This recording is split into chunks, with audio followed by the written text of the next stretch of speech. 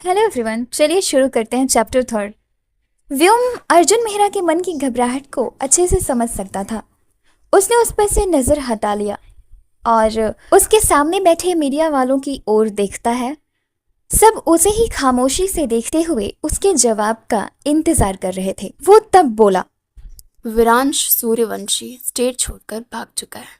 और बात रही मिस्टर मेहरा की, तो मैं चाहता हूँ कि मैं उसे एक मौका दूँ, क्योंकि उसने मुझे प्रॉमिस किया है कि इस बार वो मुझे धोखा नहीं और देगा। अगर उसने ऐसा दोबारा किया तो वो अच्छे से जानता है इसका अंजाम बहुत बुरा होगा। ये सब कुछ सुनकर सभी लोग बेहद हैरान थे कि इतना के बावजूद भी व्योम कपूर ने उन्हें माफ कर दिया। जब मिस्टर मेहरा से सारे सवाल किए गए तो उन्होंने भी सारे सवालों के जवाब सही सही दिए, जिससे ये साफ साबित हो चुका था कि व्योम और उसकी कंपनीज इंडस्ट्रीज बिल्कुल निर्दोष है। इसमें उसका कोई दोष नहीं। उसने मिस्टर रावत के पीछे कोई जासूस नहीं भेजा था, जबकि सच ये नहीं था। लेकिन फिर भी अर्जुन मेहरा ने उसके खिलाफ कोई आवाज नहीं उठाई, क्योंकि वो जानता था कि अगर उसने ऐसा किया तो क्या होगा। और वो ये भी जानता था कि उसने कई बार इंडस्ट्री के पैसों में गोलमाल किया था, और ये बात व्योम कपूर को पता है। एंड फाइनली ये मुद्दा तो बंद हो गया। प्रेस कॉन्फ्रेंस के क्वेश्चंस खत्म हुए। व्योम वहां से उठा। वो जैसे ही वहां से उठा, chief guard, assistant manager, secretary उसके चारों तरफ फैल गए। वो सभी लोगों के बीच में चल रहा था। वो लोग उसी तरह नीचे पहुंचे लिफ्ट से। फैंस अभी भी उसका इंतजार कर रहे थे। फैंस से बचाते हुए गार्ड्स ने किसी तरह व्योम को गाड़ी तक पहुंचाया। वो गाड़ी में बैठकर वहां से घर की ओर निकल गया। उसके साथ बस चीफ गार्ड और असिस्टेंट ही गए थे। मैनेजर और सेक्रेटरी कंपनी संभालने के लिए यहीं रुक गए थे। व्योम की गाड़ी तेजी से जा रही थी। वो गाड़ी में बैठे हुए ही बंद कांच की खिड़की के पीछे से बाहर के नजारे को चुपचाप एक कोल्ड से एक्सप्रेशन के साथ देख रहा था। वो पीछे वाली सीट पर अकेले बैठा हुआ था। आगे ड्राइवर और उसके बगल वाली सीट पर असिस्टेंट बैठे हुए थे। व्योम को देखकर ऐसा लग रहा था मानो जैसे वो किसी बहुत गहन सोच में डूबा हुआ है, क्योंकि वो बाहर देख तो रहा था पर उन्हें एब्जॉर्ब नहीं कर रहा था। कोई तो ऐसी चीज थी जो उसके शांत माइंड को अशांत कर रही थी। एक हफ्ता बीत चुका था। शाम का समय था। उस वक्त लगभग 4 बज रहे थे। वो अपने कैबिन में अकेला बैठा फाइल्स देख रहा था। इधर बाहर मैनेजर अपने ऑफिस में बैठे हुए थे। तभी उनके गेट पर किसी ने नॉक नॉक किया। उनके सामने खुला हुआ एक लैपटॉप रखा हुआ था। वो उस लैपटॉप में देखते हुए, काम करते हुए ही बोले, कौन है? अंदर आ जाओ। गेट खुला और बाहर से मिस रेहाना अंदर एंटर होती हैं। मैनेजर ने मिस रेहाना को सिर उठाकर देखा तक वो टेबल के नजदीक आ चुकी थी। रेहाना तो उन्हें देख ही रही थी। फिर मिस रेहाना बोली, मैनेजर की बच्चे, मुझे अंदर आने के लिए तुम्हारे परमिशन की जरूरत नहीं है। आई बात समझ में? दोनों लगभग एक ही एनर्जी के थे, इसलिए शुरू से ही दोनों की दोस्ती बहुत अच्छी थी। मैनेजर उसे देखते हैं और खड़े होकर प्लेफुल पर गुस्से भरी वॉइस में बोले, तो डोर नॉक क्यों किया? ऐसे ही अंदर आ जाती। रेहाना मुंह बनाते हुए और चिढ़ते हुए बोली, जस्ट शट अप, बकवास बंद करो, समझे? वैसे ही मेरा मूड खराब है। क्यों? सबका मूड खराब करने वाली क्या आज खुद मूड खराब है? क्यों? रेहाना ने अपने हाथ में एक फाइल ली हुई थी। मैनेजर ने जब ऐसा कहा तो वो उसे गुस्से में घूरते हुए बोली, अपनी औकात में रहो, समझे? बहुत ज्यादा बोल रहे हो तुम। सर से बोल करके ना तुम्हें नौकरी से निकलवा दूंगी। आई बात समझ में? फिर आएगी अक्ल ठिकाने तुम्हारी। बहुत ज्यादा जुबान चल रही है ना तुम्हारी। मैनेजर हो, मैनेजर की औकात में रहो।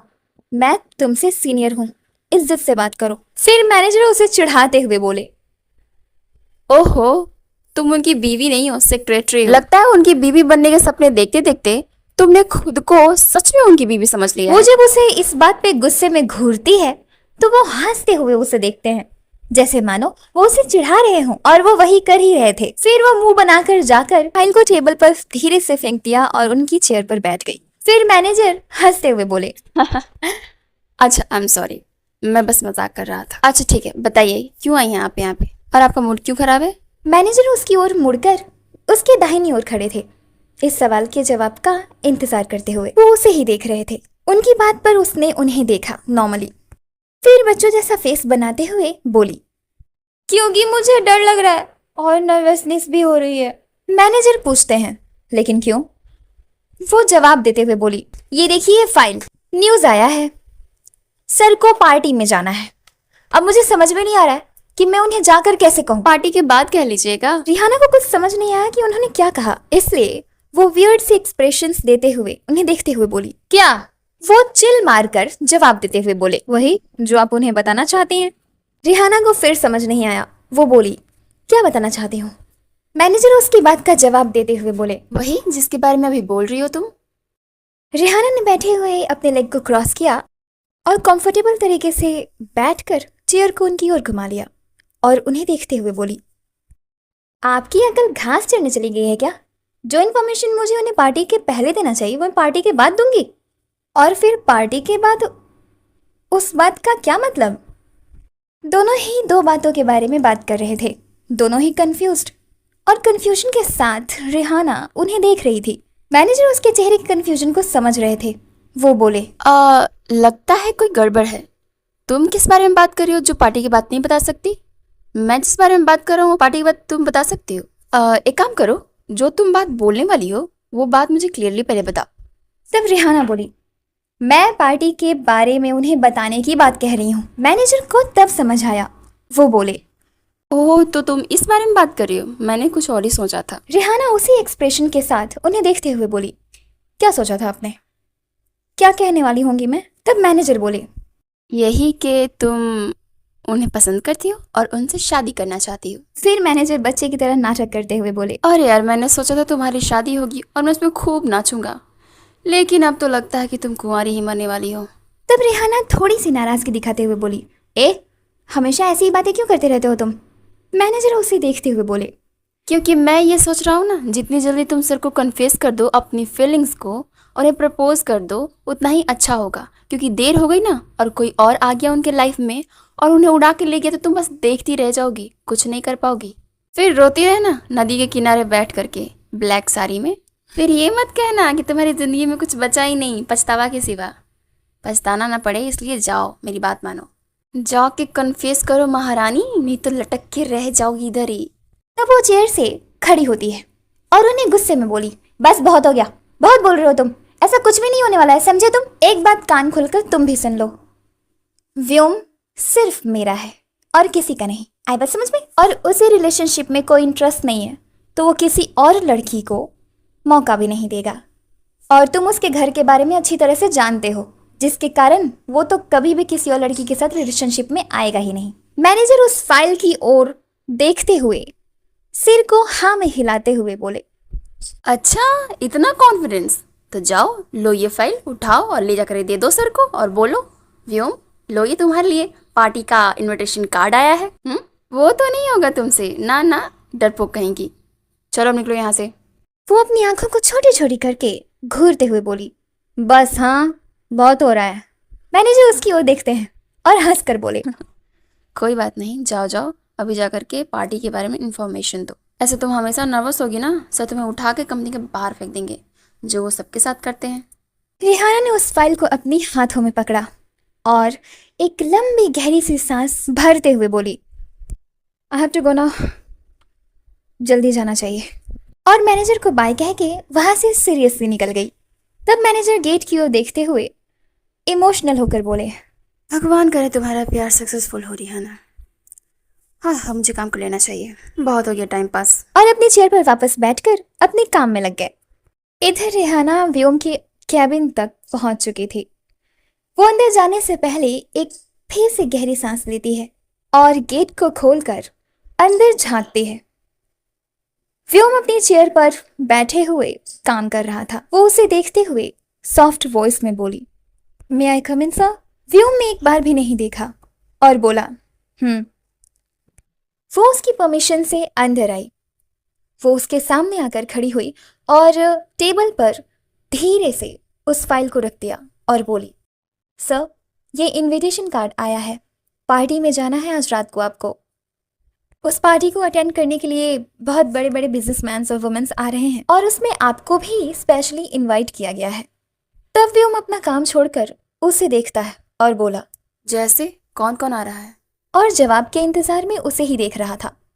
तब उसने कहा, उस फाइल की ओर इशारा करते हुए जो व्योम के सामने टेबल पर पड़ी थी, सर, वो सारे नेम की लिस्ट जो लोग आ रहे हैं पार्टी में वो उस फाइल में रखा हुआ है। व्योम ने अपने सामने पड़ी उस फाइल को ली और उसे खोल कर देखता है। उसने देखा उसमें बहुत सारे नेम्स के लिस्ट थे, जिसमें अलग अलग और कई सारे सक्सेसफुल बिजनेसमैन और वुमेन्स के नेम्स भी थे, जिन्हें वो सीरियल वाइज देख रहा था। इतने सारे नामों में उसकी नजर एक नाम पर ठहर गई। उसने उस नाम को पढ़ा और फिर टेबल पर उस फाइल को रखते हुए रिहाना को देखकर बोला, कितने बजे है ये पार्टी? रिहाना के दिमाग में कुछ चल रहा था। वो व्योम को देखते हुए चुपचाप कुछ सोच रही थी। व्योम ने जो उससे पूछा था उसका जवाब उसने कुछ नहीं दिया, क्योंकि उसने सुना ही नहीं था। व्योम जवाब के इंतजार में चुपचाप विदाउट एनी एक्सप्रेशन उसे देख रहा था। जब वो चुपचाप उसे देखने लगा तो रिहाना का ध्यान टूटा और वो बोली, क्या हुआ सर, आपने कुछ पूछा? व्योम थोड़े से गुस्से के साथ उसे देखते हुए बोला। ध्यान कहाँ है तुम्हारा? गुस्से को देखकर रिहाना बहुत घबरा गई और घबराहट में बोली, I am so sorry sir, वो मैं कुछ सोच रही थी, सॉरी सर। और भी ज्यादा घबराहट और डर के एक्सप्रेशन के साथ व्योम को देख रही थी। व्योम उसके बाद का कोई जवाब न देते हुए उस फाइल को वापस से खोलकर उसमें टाइमिंग ढूंढता है। उस पे टाइमिंग लिखा हुआ था। इधर रिहाना घबराते हुए मन में बोली, गई मैं तो, क्या होगा अब? सर ने गुस्सा किया, क्या पूछा होगा उन्होंने? सर गुस्से में दिख रहे हैं। हे भगवान, मुझे फोकस करना होगा अपने काम पे, वरना सर मुझे जॉब से निकाल देंगे। फाइल देखते हुए उसने कहा, पार्टी में जाने की तैयारी करो। उसकी ये बात सुनते ही वो घबराते हुए खुद को संभालते हुए उसकी बातों पर फोकस करती है और बोली, यस सर, मैं तैयारी करती हूँ। फिर व्योम ने वो फाइल बंद करके उसकी ओर टेबल पर ही बढ़ा दिया और अपने काम में लग गया। रिहाना ने वो फाइल उठाई और एक बार अपने काम में बिजी व्योम को देखती है। वो वहां से मुड़कर गेट के पास चली गई। तभी उसके दिमाग में ना जाने क्या आया कि वो रुकी और पीछे मुड़कर बोली, सर। व्योम नॉर्मल एक्सप्रेशन के साथ नजरें उठाकर उसे देखता है।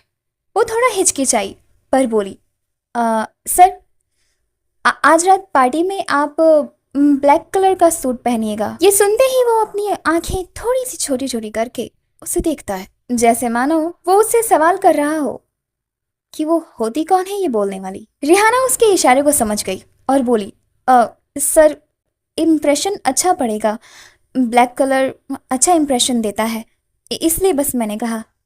और मैं आपकी सेक्रेटरी हूँ तो मैं आपको सजेस्ट कर सकती हूँ, इट्स माई ड्यूटी। व्योम ने एक्सप्रेशन नॉर्मल किया और अपने काम में फिर लग गया। वो वहां से जाने के लिए वापस मुड़ी और जैसे ही गेट को खोला व्योम बोला, रुको। ये सुनते ही रिहाना की बॉडी में जैसे मानो करंट दौड़ गया हो। वो और भी ज्यादा घबरा गई। फिर खुद को जल्दी से उसने अंदर से नॉर्मल किया और उसकी ओर झट से घूमी और बोली, यस सर। क्या बात है, इतनी घबराहट क्यों? ये बोलकर उसने रिहाना को सीधे देखा। रिहाना सुनने रह गई। वो अब बोले तो बोले भी क्या कि क्यों घबराहट हो रही है उसे इतनी। फिर उसने खुद को अंदर से काम किया और शांत भाव से बोलने लगी, नहीं सर, घबराहट नहीं हो रही है मुझे। मैं काम के बारे में कुछ सोच रही थी, इसलिए मैंने आपके उस सवाल को नहीं सुना था, बस इसलिए थोड़ा सा परेशान थी कि आप गुस्सा करेंगे। व्योम को उसके बारे में जानने में कोई दिलचस्पी नहीं थी, इसलिए वो बोला, अपने काम में लगकर जाओ, काम करो। रिहाना ने वो किया और वहां से झट से बाहर चली गई। उसके जाने के बाद व्योम ने काम छोड़कर गेट की ओर देखा और बोला, ब्लैक कलर, दैट्स ग्रेट। वो वहां से चलकर बाहर आई थी बहुत ही ज्यादा कॉन्फिडेंट होकर, ताकि व्योम को शक ना हो कि वो घबरा रही थी। बाहर आते ही उसने अपने दिल पर हाथ रखा, क्योंकि उसके दिल की धड़कन बहुत ज्यादा तेज चल रही थी, क्योंकि रिहाना व्योम से प्यार करती थी और ऐसी घबराहट पहली बार नहीं थी। और इस चीज के लिए व्योम उसे हर बार नोटिस भी करता था, पर उसने पहली बार उसे टोका था। रात के 8:30 बज चुके थे। पार्टी हॉल बहुत ही ज्यादा बड़ा और लग्जरियस था। वहां पे इंडिया के बहुत बड़े बड़े बिजनेसमैन और वुमेन्स मौजूद थे। सभी को इंतजार था तो बस व्योम कपूर का, क्योंकि उस पार्टी में जितने भी लोग इनवाइटेड थे वो सब आ चुके थे सिवाय व्योम के। वहीं उधर लाउंज के बाहर बहुत सारी मीडिया और बहुत सारे फैंस जमा हो चुके थे, क्योंकि इन्फॉर्मेशन कहीं से लीक हो चुकी थी कि यहाँ एक बड़ी बिजनेस पार्टी होने वाली है जिसमें व्योम कपूर भी आ रहे हैं। टाइट सिक्योरिटी होने के कारण कोई भी उस लाउंज के अंदर एंटर नहीं कर पा रहा था। सभी बस व्योम का इंतजार कर रहे थे। उन फैंस के बीच व्योम की गाड़ी रोड पर आकर रुकी। उसकी गाड़ी के साथ उसके बहुत सारे गार्ड्स की बहुत सारी गाड़ियां भी थी। गाड़ी रुकते ही फैंस ने फिर से शोर मचाना शुरू कर दिया। मीडिया वाले उसकी ओर बढ़ने की कोशिश करने लगे, लेकिन उससे पहले उसके गार्ड्स ने आकर उसकी गाड़ी को चारों तरफ से घेर लिया ताकि फैंस कहीं उन्हें हर्ट ना कर दें। उसके असिस्टेंट ने दरवाजा खोला तो व्योम बाहर निकला। उसने ब्लैक कलर की ही बिजनेस सूट पहन रखी थी। वहां वो बड़ा सा लॉन्च दिखाई दे रहा था और बाहर बहुत सारे कैमरे की लाइट्स उस पर पड़ रही थीं। व्योम का मूड आज बहुत ही अच्छा था, लेकिन ऐसा क्यों था ये तो सिर्फ वही जानता है।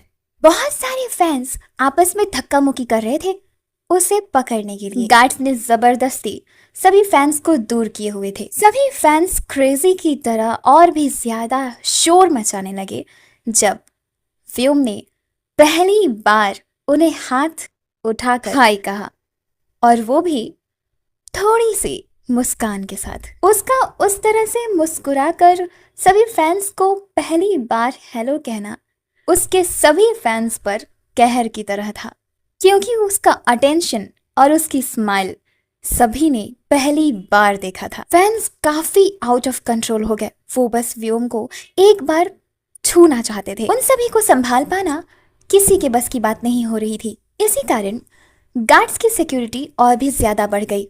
वो लोग उसके फैंस के साथ रूडली पेश ना आते हुए वहां से उसे बचाते हुए लॉन्च के अंदर लेकर चले गए। फैंस के इन रिएक्शन से व्योम को कोई फर्क नहीं पड़ा था, क्योंकि उसका दिमाग तो कहीं और ही था। लॉन्च के अंदर एंटर करते हुए उसके दिमाग में बस एक ही नाम घूम रहा था, और वो था कायरा राठौर, एक सक्सेसफुल बिजनेस वुमन जो भी उस पार्टी में मौजूद थी। और यही था वो नाम जिसे देखते ही व्योम ने पार्टी में जाने के लिए तुरंत हाँ कह दिया था। लेकिन क्यों? इसी के साथ एंड करते हैं चैप्टर 3 को और मिलते हैं नेक्स्ट वीडियो में। धन्यवाद। God bless you all.